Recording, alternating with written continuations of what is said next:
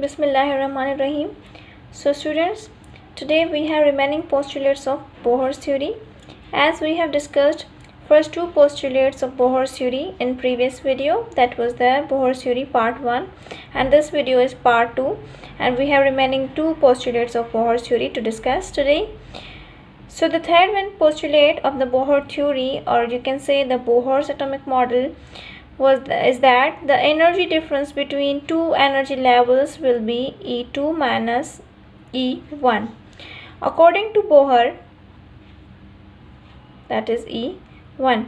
According to Bohr, जब हमारे पास दो एनर्जी लेवल्स होती हैं, तो जब एनर्जी अगर इलेक्ट्रॉन गेन कर रहा होता है या इमिट आउट कर रहा होता है, whenever electron gain energy it will jump to higher state. ये ऑलरेडी हम डिस्कस कर चुके हैं पहली वाली वीडियो में. एंड द सेकेंड वाज, जब भी इलेक्ट्रॉन रेडिएशंस इमिट आउट कर रहा होता है तो फिर वो हायर लेवल से नेक्स्ट लोअर लेवल में आ जाता है. So there is the difference between energy levels. इस एनर्जी लेवल के और इस एनर्जी लेवल के बीच में एक एनर्जी डिफरेंस होता है.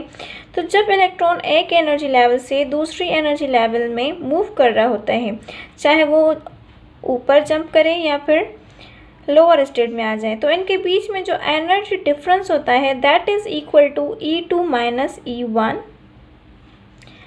इट मीन्स कि एनर्जी जो हायर स्टेट की होगी उससे आप लोअर स्टेट की एनर्जी माइनस करेंगे तो आपके पास एनर्जी डिफरेंस आ जाएगा.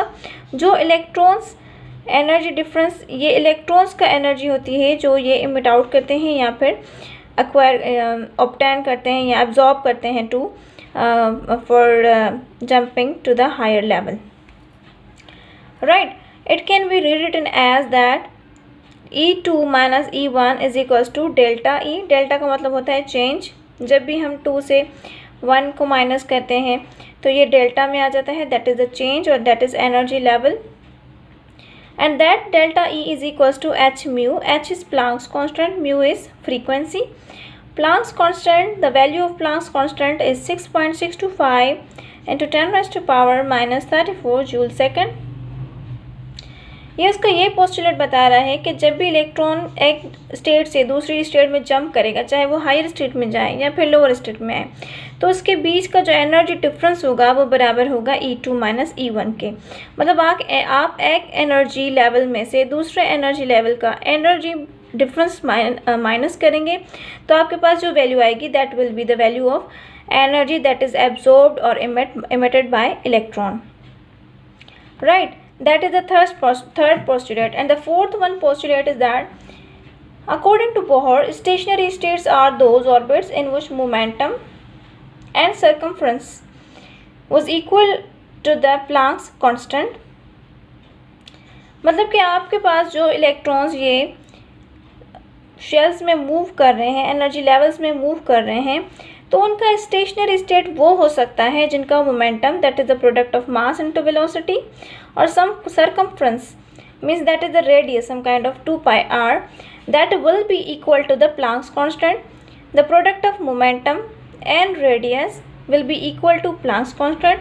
तो जिन ऑर्बिट्स का ये मोमेंटम और सर्कमफ्रेंस प्लांक्स कांस्टेंट के बराबर होगा वो ऑर्बिट्स स्टेशनरी ऑर्बिट्स होंगे इलेक्ट्रॉन्स के. ये H है, that is for any other orbit. अगर आप फर्स्ट ऑर्बिट की बात कर रहे हैं, सेकंड ऑर्बिट की बात कर रहे हैं, थर्ड ऑर्बिट की बात कर रहे हैं, तो फिर उसमें क्या होगा, आपने n लगाना है, that is n and n is simple integer. The equation will be mv into 2 pi r is equals to nh. This equation could be rewritten as mv into 2 pi r is equals to nh और mvr is equals to nh by 2 pi. According to this postulate, Bohr का ये कहना है कि वो orbits possible हो सकते हैं एज ए स्टेशनरी स्टेट्स जिनकी मोमेंटम और रेडियस प्लांक्स कांस्टेंट के बराबर हो. जिनकी मोमेंटम और रेडियस प्लांक्स कांस्टेंट के बराबर हो that will be the stationery state.